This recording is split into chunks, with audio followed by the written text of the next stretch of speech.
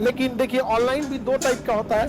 एक हम लोग स्टूडियो में जाके VOD रिकॉर्ड कर देते हैं, तो उसमें ऑफलाइन वाली फीलिंग नहीं आती है। लेकिन दिक्कत ये है कि ऑनलाइन वाले बच्चों को वही ज़्यादा अच्छा लगता है कि उनसे आदमी इंटरेक्ट होता है। सुरेश कैसे हो, रमेश तुम्हारा जन्मदिन है, अरे बकलोल बुखार लग गया तुमको, मतलब खूब उसे बढ़िया बढ़िया बात। बट उसमें जो ऑफलाइन वाली होती है वो नहीं आती है। अब ऑनलाइन वाले बच्चों का कहना है कि सर हम डाउट कैसे पूछेंगे। बेवकूफ, जब डाउट आएगा तो पूछना, पहले ही तुम दिमाग में बैठा के रखे हो हमें डाउट पूछना होता है। और डाउट अगर तुम्हारे मन में आ रहा है तो उस ये यहाँ जो बच्चे हजारों में बैठे हैं इनके मन में भी तो डाउट आ रहा होगा। इससे वो चलो तुम इन लोगों को कभी देखो, लाओ रिमोट लाओ, तो देखो ऑनलाइन वाले विद्यार्थी लोग को इस पे लगाओ ना, लग जाएगा कि नहीं? लग जाता है, रहने तो नहीं लग रहा है तो गड़बड़ हो जाएगा। चलिए सर आप डाउट नहीं छोड़ते, नहीं छोड़ेंगे जी डाउट। और यहाँ जो कभी एक आध दो डाउट आया भी तो ये बच्चे खुद ही पूछ देते हैं, उसी हिसाब से बता देते हैं। और इतना दिन पढ़ाते पढ़ाते आदमी बुढ़ा गया, हमको ही पता ही कहाँ आप लोग को डाउट फंसेगा कहाँ नहीं फंसेगा। समझ में आएगी नहीं आ गया? इसलिए टेंशन नहीं लेना है। और जहाँ कहीं डाउट होगा एक बार आप लिख दीजिएगा। और कमेंट में ना आप लोग गुड मॉर्निंग आधा घंटा मत चलाते रहिएगा, तो ज़्यादा गुड मॉर्निंग करते रहेंगे ना तो आदमी उब जाता है। फिर एक समय देखते देखते पढ़ाने के टाइम पे आदमी कमेंटवा देखने लगेगा ना तो एक साथ दो काम नहीं होगा। जैसे पढ़ा रहे हैं फिजिक्स में ये बीमा, तब तक उसी में किसी का नोट्स पढ़ेंगे तो उसी पे देखो नोट्स लिखा था तो नोट्स से बोल दिए, समझा? ये पता गया का हो।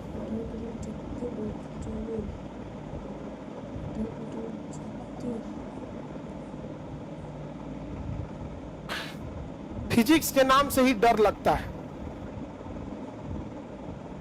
देखो पढ़ाई का एक सीधा सा उसूल है, अगर आ रहा है तो वो आसान है और अगर नहीं आ रहा है तो कुछ भी नहीं आ पाएगा। अगर आपको नहीं पता है कि बाबर के कितने बच्चे थे तो तुम्हारा फिजिक्स चाहे जितना अच्छा हो अब तुम इसको सॉल्व नहीं कर पाओ।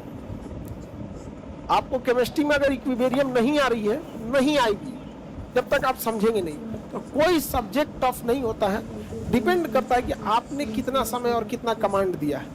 हम इतना आपको गारंटी करते हैं, जिसे फिजिक्स की स्पेलिंग भी नहीं आ रही होगी उसे न्यूमेरिकल तक में दिक्कत नहीं आएगा, लेकिन घर पे जाके उसे वो देखते रहेगा। जो कमजोर है उन्हें देखना जरूरी है क्योंकि उनकी हैबिट में नहीं होता है।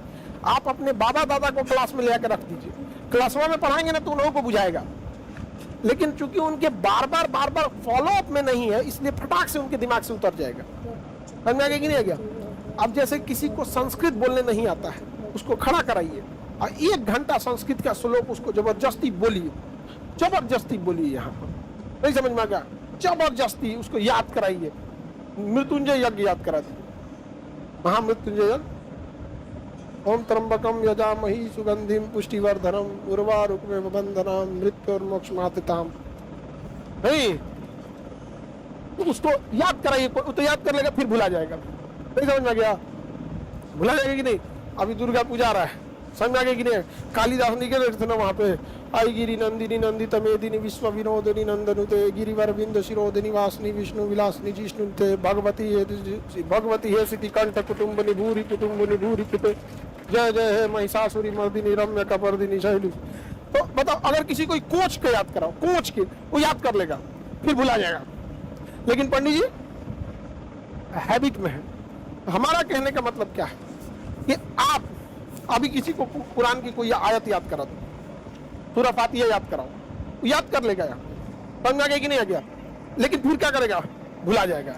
लेकिन अगर उसके हैबिट में है तो उसके ज्यादा रिवीजन करने की जरूरत नहीं है। अरे ही रिवीजन है तो भुला जाएगा। नहीं समझ में आ गया? किसी को दिक्कत? तो जिनका साइंस बैकग्राउंड है वो घर पे एक आध दिन रिवीजन नहीं भी करेंगे ना, दिक्कत नहीं है। 2 साल पढ़ा है फिजिक्स, कहाँ पे? इंटर में। ग्रेजुएशन में लिया होगा तो 3 साल हुआ पढ़ ले, लेकिन बिहार में कोनो ग्रेजुएशन पढ़ता नहीं है।